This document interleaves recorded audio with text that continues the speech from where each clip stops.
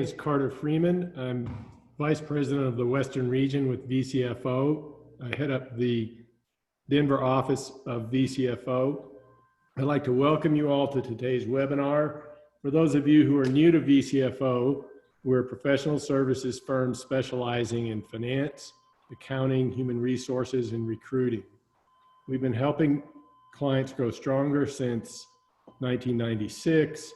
And what I would say is that as the COVID crisis has unfolded, we've been watching very closely the developments in the SBA funding resources. And in fact, at vcfo, we've helped 25 clients raise over $15 million in PPP loans.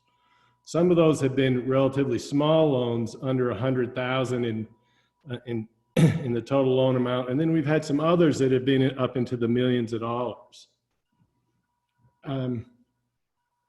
If you have a PPP loan approved or perhaps already funded and are thinking about what you would like to do next, you've come to the right place.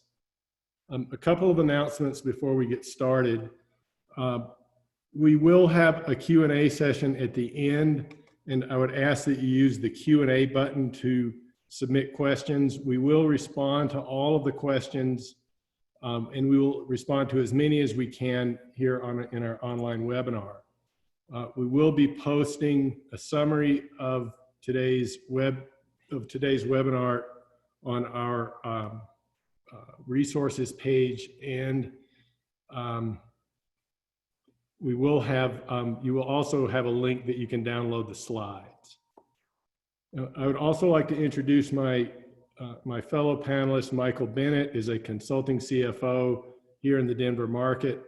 Darrell Tesmer is our Chief Compliance Officer in our Austin headquarters and is the fellow tasked with being the Shell answer man for PPP loans. So with that, we'd like to start. So at a very high level, some things to think about. So your PPP loan has been approved. What do you do next? Something that has emerged in the last week is documenting the necessity for your loan if you have not already done so. This is something of a backlash for much larger, well-funded companies having borrowed the money when they don't really need it and have other sources of capital. The announcement that's been made by the Treasury Department is that the federal government will be auditing all PPP loans over $2 million and presumably will be auditing some loans under $2 million as well. And if you've borrowed the money and the necessity for borrowing it or having it forgiven is drawn into question, it definitely puts you at risk for having to disgorge the money back to the government, as well as being exposed to penalties which are quite egregious. The things that you need to document, and it's what your thought process was at the time that you borrowed the money, that you, one, the COVID crisis is having or may be expected to have, or you are at risk for having a negative impact on your business. And secondly, that it's going to have an impact on your liquidity, and that you may have difficulty accessing liquidity from other sources. I mean, they did soften the typical SBA requirement that basically says you can't get money from somewhere else. It's not as stiff a requirement, but nevertheless, you do have to demonstrate that you don't have, that you potentially don't have the ability to, from a liquidity standpoint, to deal with the crisis. If you are in a position that you think, well, gosh, I've taken the money and I didn't really need it and I don't want this exposure, you can return the money by May 7th and effectively get a hall pass. You can still return it later, but just be aware that May 7 is, it's a date that if it's something that you're considering to deal with, you want to make a conscious decision to either keep the money or return it as of that date. Secondly, the next thing I'd like to point out is, this is not just a blanket loan that you can use for anything. You must use it for permitted purposes, which we'll be getting into what those are. They're specifically the two broad categories are payroll related and another bucket of expenses that we'll get into. You don't necessarily have to spend that money during the 8-week period required for forgiveness, but you do have to document that you spent the money for those specific purposes. And then lastly, what I would challenge you to do is to ask what it is that you're trying to accomplish in a strategic sense. And by this, I mean, for most companies, what they're trying to do is maximize debt forgiveness. Is that they want to do things such that they have the least amount that of this money that they have to pay back to the federal government, and it effectively becomes a grant. But that may not necessarily be the case for everybody. Like we have one client where, they're wanting to maintain their workforce. They've had to definitely fall off in business, something on the order of 20%. They do see it coming back. They want to hold everything together, and it's maximizing debt forgiveness is what is the most important thing for them, and maintaining their workforce. And then we have another client that's had in excess of 50% drop in revenue. They've sent folks home. It doesn't really make sense to them to bring people back to the company, have them work for 2 weeks, for 8 weeks, and then lay them off again. What they want to be able to do is to open the business in the future. So for them to have people come back, and their employees, they're on unemployment, and many of them would just as soon stay on unemployment and not come into the place of work and be exposed to the virus. So for them, it may make sense to not maximize forgiveness, but to use it as a low-cost loan. Next slide, please. So our agenda for today, we'll talk about specific next steps, specifically having to do with loan forgiveness. We will talk about expenses that do qualify and expenses that do not. We'll spend some time on the nuts and bolts, if you will, of calculating forgiveness. We'll talk about strategies for maximizing loan forgiveness. We'll also touch on some new published guidelines that have come out, and then some other considerations.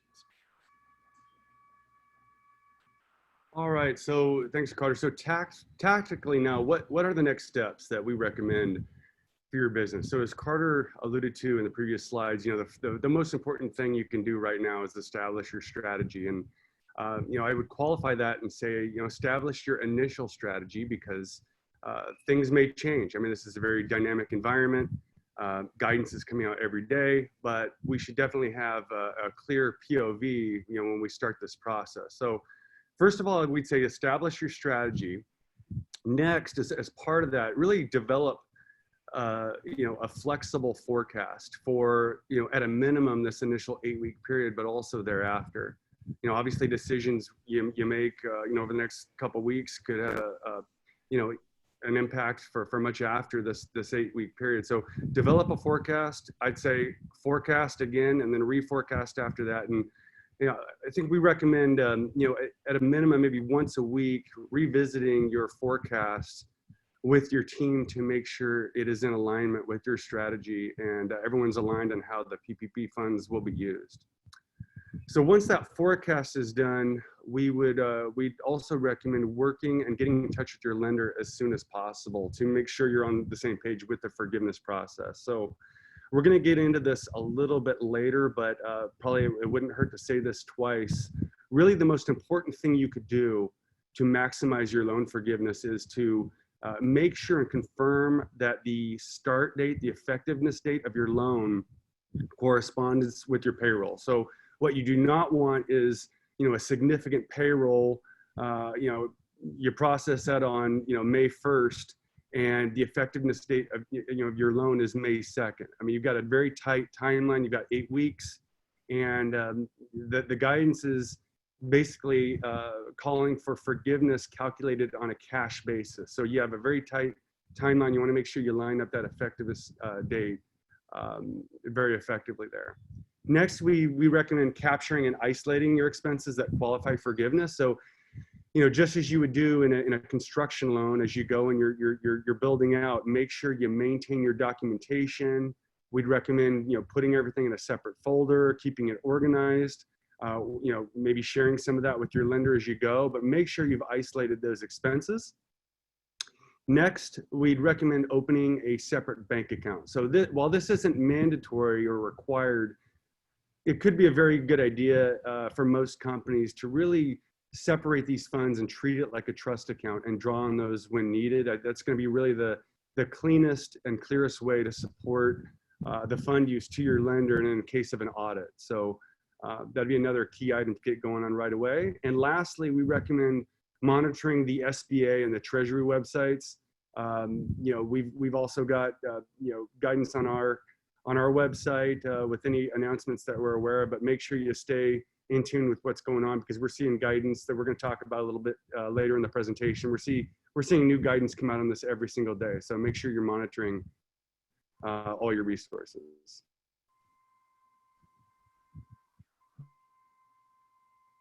So what expenses do qualify? They're qualified costs that are paid during the 8-week period following the date of the first funding of your loan, following the effective date. And there's been some question people have asked us, does that mean it's costs that are incurred during that period, costs that are accrued during that period? And that's not what it is. It's literally, it's when it's paid. It's the date that your employees get paid. It's the dates that you pay your vendors. So the biggest bucket for most people is payroll costs. So the payroll costs that you can include are gross pay, which would also include paid sick leave, medical or family leave, state and local employer taxes. Interestingly enough, the federal taxes are not available for, do not qualify for the PPP loan, either for forgiveness or use of proceeds. Group health care benefits and other benefits related to health insurance premiums, and retirement costs like 401k employer contributions, all made within the 8-week period. Other costs that qualify collectively cannot exceed 25% of the maximum forgiveness amount. In other words, you can go up to 75% payroll costs and 25% everything else. So the big buckets are interest on mortgage and other debt obligations secured by personal property incurred before February 15th. So it's the interest payments, rent under the lease agreements, under your lease agreements, and utilities. So some other things that have come out, rent, it's come to our attention that you can include operating leases under rent, like copier leases would be an operating lease that you could count as a rent payment. And the question come out is, well, what is a utility? Well, obviously it's things like electricity, water, gas. Is it phones? I'd say yes, it's phones. There's no specific guidance, but I would think it is. Is it cell phones? I would say yes. Is it trash service? Is it janitorial service? Is it security service? Probably not. And also with on the payroll side, is it the amount that you pay to your payroll processor to process your payroll? And I would say that one is not. It's a professional service. With with something like utilities, where there's some areas of gray, I guess it depends on how aggressive you want to be. If you really want to stick to things like just water, electricity, you'll be very safe. If you start pushing the envelope, you may be taking on some more exposure. Okay, great. So while there may be a little bit of lack of clarity on expenses that do qualify, the guidance has been pretty clear on what does not qualify. So I think that at the top of the list, independent contractors. I know when they originally came out with the PPP program, this really caused a lot of confusion. They've subsequently come out with some interim and final rulings on this. And the intention has always been, that independent contractors would file their own PPP filing. So if you haven't discovered it already going through the application process, independent contractors are not considered payroll, so they would not be qualified for PPP purposes. Also, any compensation paid to an employee with a principal residence outside the United States. I'm sure you learned as part of your application process number 3, which is any cash compensation paid to an individual employee in excess of 100,000, prorated as necessary. So for example, if you have your CEO makes $500,000 a year, his or her payroll would be eligible up to that first 100,000. So we've done the math for you. You might see this around, it's $15,835 associated with that salary level over an 8-week period. Next, while state payroll taxes do qualify, federal employer payroll taxes such as FICA and FUTA, they do not qualify. Also, qualified sick and family leave wages for which a credit is allowed under the CARES Act, that does not qualify. It's pretty clear in a lot of the PPP subsequent guidelines, they do not want you double dipping. So these expenses would not qualify. And finally, Carter talked a bit about the interest payments, which would qualify for any debt obligations prior to that magic date of February 15th. But the actual mortgage, the principal payments or any mortgage prepayments, those would not qualify.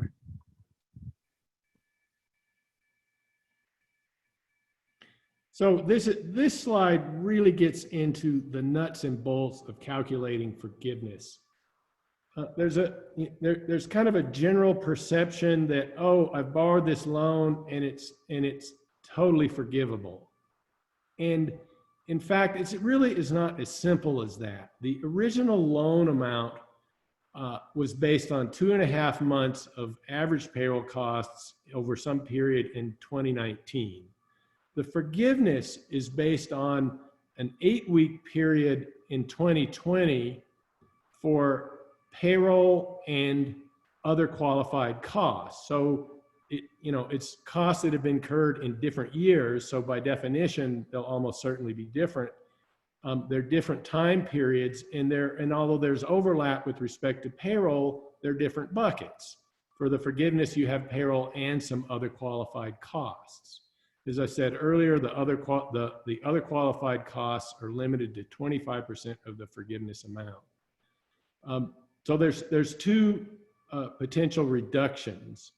One is the headcount reduction. And what you do is you look at your headcount from one of 2 optional look-back periods, either February 15th through June 30 in 2019 or January and February in 2020, and you compare that to the 8-week period. And then it's as simple as if your headcount has gone down, then you're going to have a ratable reduction. So as a simple example, if your headcount went from 100 to 75, you're going to have a 25% reduction. The next calculation that you do is the salary reduction calculation. This one gets, it gets a little bit more complex, and I'll try to explain it so that you can get it in a conceptual sort of a way without totally getting into the nuts and bolts of it. But basically what you do is you look at who did you pay over the 8-week period? And then you say, okay, any employees that you paid over that 8-week period who made over $100,000 in 2019, either for the whole year or on an annualized basis, you can just ignore them. You don't have to do anything with them. You look at all the other employees and you look at the reductions in pay annualized. You annualize it over your 8-week period and compare that to Q1 of 2020. Anybody who has been paid or has had a reduction in pay in excess of 25%, you will reduce the forgiveness. And it's where it gets a little tricky. It's the amount of reduction that exceeds 25% is used to calculate the forgiveness, and it's on an employee by employee basis. You look at it at individual employees, you're not looking at it in aggregate. So if you have somebody who's left during the 8-week period, or for whatever reason, I don't know, they were commission-based, or for whatever reason has been paid significantly less, you will have a reduction in the amount of your forgiveness.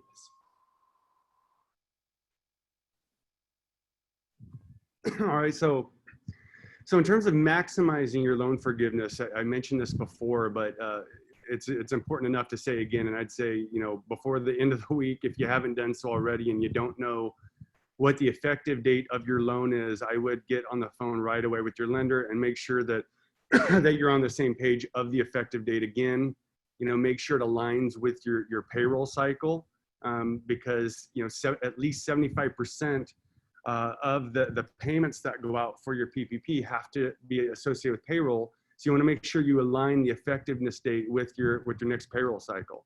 So that would be number one.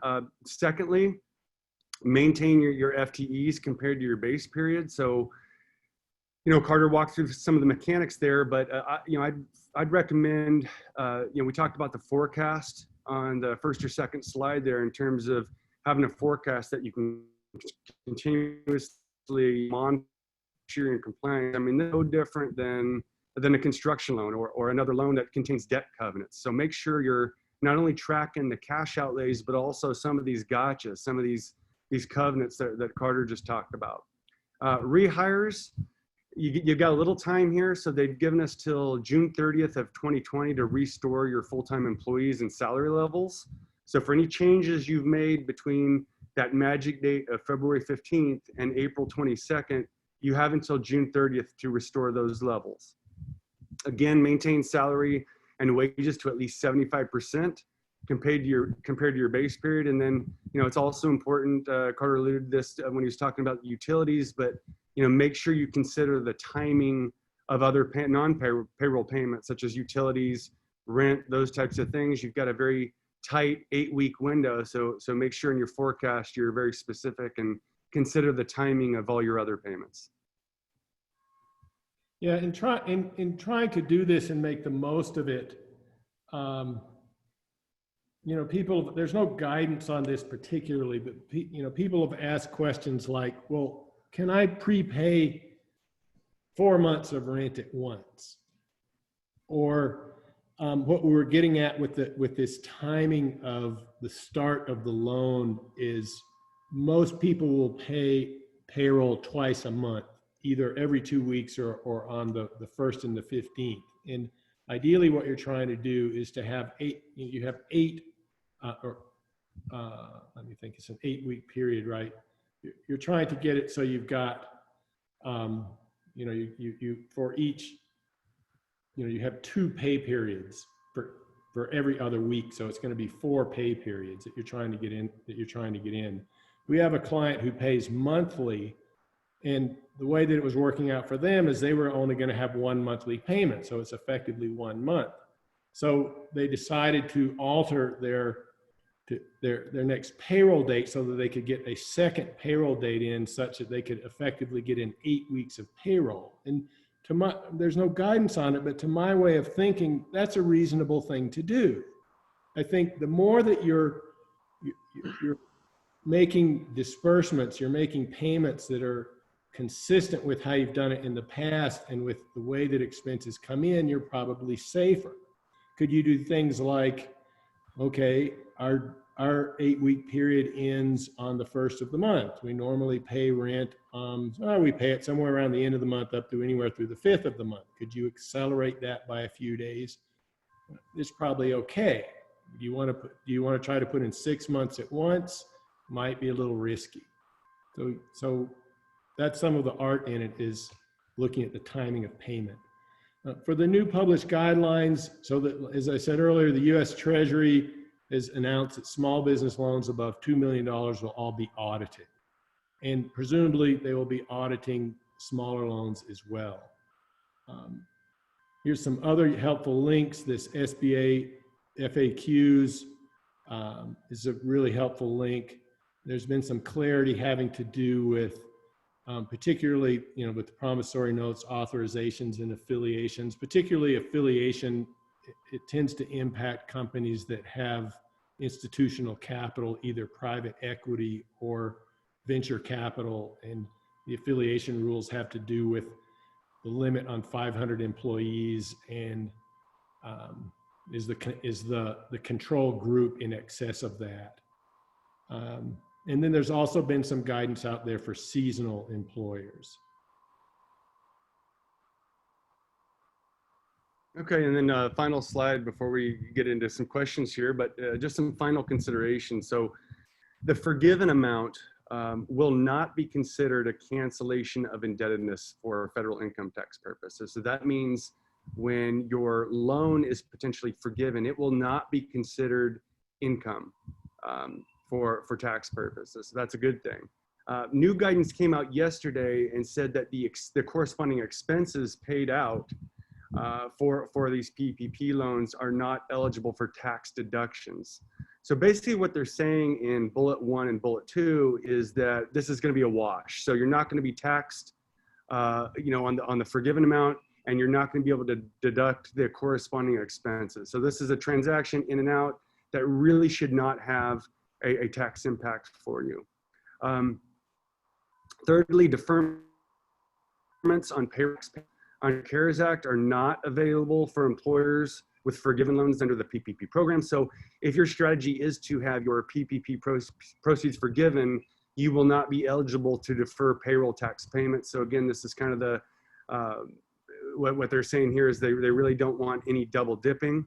And similar to that, the final bullet, an eligible employer that receives a PPP loan cannot receive the employee retention credits under the CARES Act. So again, PPP being a very rich program, they just want to make sure that there's no double dipping with some of these federal subsidies. So those are some final considerations. And with that, we will open it up to questions. Thanks, Michael. This is Darrell Tesmer. I'm pleased to join all of you today. I see we have quite a good number of questions, both in our Q&A and also in the chat window. So thank you for that, for those of you who have submitted questions. I will do my best to get through many of these. There may be a few that we won't be able to address today, but what we'll do, I guess as Carter mentioned, after the webinars, we will take those we don't answer and we'll publish answers and then make those available. So there's a group, a cluster of questions that are kind of surrounding what is permissible and not permissible in rent and utilities. And we've had these same questions. So first, and with many of my answers, I'm going to share with you that there's no explicit guidance that we have seen to answer maybe every specific element that you could include. But some of these look to be more bright line. Maybe they would be included than others. So I'm going to run through just a few of these to maybe give you our thoughts and opinions. So someone has asked, could you include internet services and utilities? And I think the answer we would give is most likely we would put those in the list because they're associated with the service and a contract that's associated with, I guess, something that would be similar to, and we've seen this answer from many different professionals, it's going to be electric and gas and the like that are items that you're running in your offices. So it's necessary. An office telephone expense is another one that we've seen. Someone asked a question about what about, Office 365 subscriptions for use on email. And my own opinion about that would be is that's probably not going to be quite as probably not quite as eligible. It's only because it doesn't really fall within the group of answers that I've normally seen. So what we've done with this is that each time we come up with these lists is we create the records. And what I would recommend you do is when you have these items and you have questions is bring that list, bring the items early, see if you can get a meeting with the lender and walk through, as we've mentioned, walk through your strategy with them, put down these details with them, talk to them about what you're going to include and what you're excluding. ask those questions and get a meeting of the minds, right? So that you're not surprised when you get to week 8 and you were thinking it was there and you bring it and your lender might say, sorry, we don't see that this way. Ultimately, they may not ask a question or make those decisions, but I think that interaction will help you. So hopefully that helps us as an answer. There's a question right behind that one. It says, I bought a company on March 1st of this year. The building lease and utility accounts did not come into force until March 1st. So is there an exception for the February 15th dates? So the answer is I am not aware of an exception. There's an answer to a question that's in the SBA's FAQs. It's question 38. It talks more about purchasing companies and if they're eligible to apply for the loans. There may be something in the answer to that question that might help, but I've never seen something that says we will allow for an exception to whether the contract was there or not there. If it was started on after March 15th, there's probably going to be an issue with that as a date. This one is a common question. It's one that we've had circling for a couple of weeks. So it says, you mentioned we should talk to our lender to confirm the start date of our loan. Is that really flexible, or is this based on when the money will hit the bank account? Okay, so we do recommend you confirm and reconfirm that date with your lender. There can be loan paperwork issues. I've seen a couple of different instances, examples where the effective date of the loan predated when the funds came to the account. And in the case that I'm familiar with most, it was because the borrower was attempting to set up a new bank account, and due to banking requirements, they needed some information from the signers and paperwork in place, and that took a couple of business days. So ultimately, though, the answer to this, if you read the guidance, is that the start date is supposed to be the date that the funds are dispersed, and that's when the borrower has use of the funds. So I think that's something to talk again about with the lender. If there's any difference in that, make sure you reconcile it and understand when that start date begins. Another variation of this I see in the questions is, can I time when this is supposed to start? Well, that's a little bit more interesting. That has some strategy behind it. So you might consider getting with the lender and talking to them about what would be an appropriate date. If there's maybe a payroll or something that's going to be processed, or a disbursement that you want to include in the 8-week window, you might talk to them about that so that you could work with them to time when the funds are actually dispersed to you as the borrower. A question that I see here, it's another one that's common, is use of proceeds. Can I potentially modify my payrolls during the 8-week period?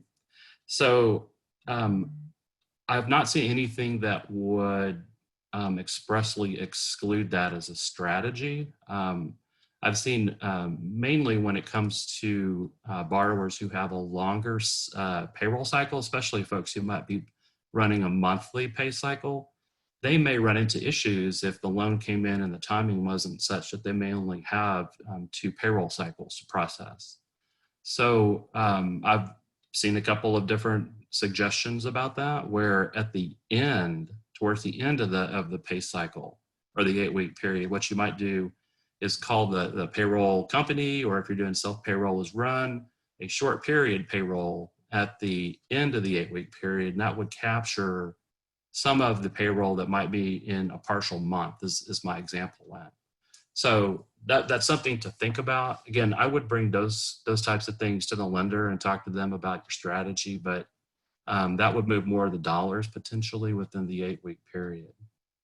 Again, I've not seen anything that says you're excluded from doing that as a strategy. Again, things change, and we are daily seeing new updates. We're seeing new guidance coming, and it's highly possible that these things will be addressed, and they could be different than what we have in terms of an opinion today. So just keep in mind that you should look as often as you think necessary at the websites, just to see if any new guidance has come out, because it may be different. Even later today, yesterday we learned about the tax opinion that came from the Internal Revenue Service on deductibility. So that changed overnight, and we included it today, just hearing about it yesterday. Let's see, I'll find a few more questions here for you. So a question about bonuses. If we give bonuses every quarter when business was normal, can we include bonuses if we pay them over the 8-week period of the loan? So that's an interesting question. Again, I have not seen any guidance that would say you are unable to include bonuses and incentive payments with use of the proceeds. We've talked about this a little bit, and Carter touched on it, about the representation that was made, that there's a certification by the borrower that said, I need these funds. I certified that these funds are necessary for my business as the borrower to continue with the business. So in the case where you're paying bonuses, I think that's probably going to be closer to the low risk category, because you're including what would be a normal amount. There are other borrowers, though, who are looking at paying bonuses during the 8-week period. And I think that you should be aware that the higher those are, or the more unusual they are, they might have a question if your loan were to be audited. So, hey, Darrell, this is Carter. I have if I could add on to that question. Say you pay bonuses during the 8-week period. So when you're having to exclude amounts that are in excess of $100,000 annualized, would you take those bonuses and then apply an annualization formula to it? In other words, to put in an extreme example, regular pay is $5,000 over 8 weeks, and we gave you a $25,000 bonus. That's if you annualize that, it's gonna put you over 100,000 on an annualized basis. right. So the answer that I will give you is we have not seen guidance on how to calculate the annualized amount. At least I'm not aware of it as we talked this afternoon. My response would be that if you're paying them as a one-time amount and you're doing that annualization, I would do a pro forma calculation to show what that base looks like over an annual period. But look at those bonuses as for what they were. They might have been a one-time amount.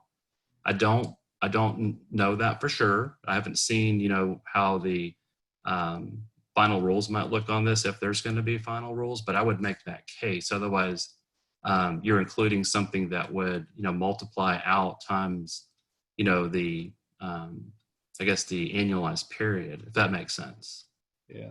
So again, this is something where you should run the scenario, see what it looks like, talk about the sensitivity of it, bring it again with your strategy, talk with the lender about it, and say, here's what we're doing. I think I'm sorry. Go ahead, Carter. So I really like this question. Because you and I have talked about it. The question is, can you include real estate taxes as a part of rental costs? And as most office leases or commercial leases are structured, you have a common area maintenance cost, you have property tax, real estate taxes, and then you have the triple net rent. And the question, what we talk about, the question we have is that, are you paying real estate taxes or are you paying rent? And I think the answer is there's no specific guidance.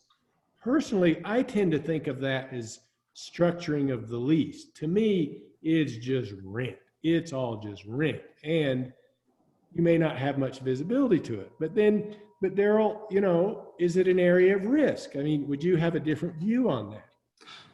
Well, and again, I think it's going to come down to the form of your documentation and what's broken out, right? So if you bring it back to your lender and say, here's my rent, and let's say it's one line, from your landlord or the property company, and they say, here's this total that you you're owing to us, and there's no detail that they provide or you can access, then that's what you can set a rent, and there's no further information. But a lot of these statements, as you might know, they come through with base rent. It's called base rent. And then what they have is all the other charges, common area maintenance, which may be broken out further into the components of what that represents. So you might end up with your documentation, you may have an issue of saying, well, this isn't considered rent, right? So again, I think I would probably examine that. I would put it in my list. I'd ask the question. Unfortunately, we don't have a specific answer to share back to say, this is how this would be treated. I think the approach that you're taking, Carter, with this is, my lease payment, this is my rent payment, I think that most people will look at it that way. It's just a matter of how close or how much scrutiny your support's going to receive. Hopefully that was responsive to your question. Yeah. And again, I see quite a few questions about, timing of payments and, should they be made during the 8-week period? What if they were, in process? I think that I'm going to recommend, if you want no risk, that I think you should show a disbursement as many as you can during the 8-week period. And that will keep you kind of above the line when questions may come up if something was processed and had a cash date that came afterwards. So that's our recommendation. It's kind of the lowest common denominator right now. Very possible we might hear something again from the guidance that could come that might change some of these answers, but for now, that's going to keep you, I guess, again, above the line. You're going to have what you need so that when you walk in, you can show those disbursements exactly within that 8-week period. I'm going to scroll down a bit, see if I can grab some more questions here. There's a question here about healthcare expense. Is it the gross amount the company pays, or is it net after employee contributions? We've been viewing this as the employer paid portion of the healthcare expense. Another really good question, one that we touched on, we may need to just stop here and talk about this. It says, can you use more money from your loan than 75% on payroll? So yeah, the answer is yes, absolutely. The issue is that when the first rule came out from the SBA, they announced that they were going to limit loan forgiveness in a ratio of 75-25, then that's payroll cost to non-payroll cost. And what they were saying with their rule is that to get loan forgiveness on the amount of proceeds, no more than 25% of your loan should be spent on non-payroll costs. And those, again, are rent and utilities and the like, mortgage interest. So everything that's not considered payroll. So you can absolutely spend more money than the 75%. You just want to be aware of that ratio as you look at how the money is going to be spent. Because if you go over 25%, our understanding is that the excess over 25% will reduce your loan forgiveness. Right, 25% of other non-payroll costs. Right? That's correct. There's some questions here about the compensation and the $100,000 rules. So I'm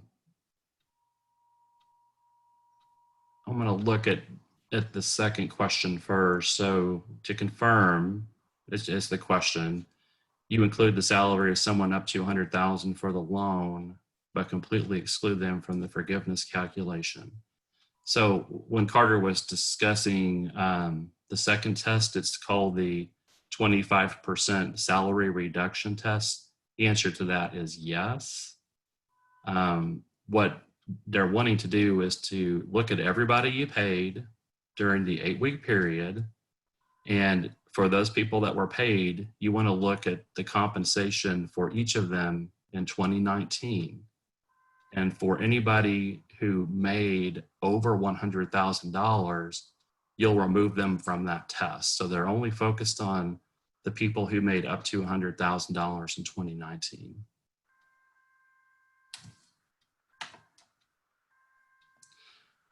Question coming in on our payroll has gone down. Can we increase someone's pay up to $100,000, the $15,835 through a COVID bonus, something similar?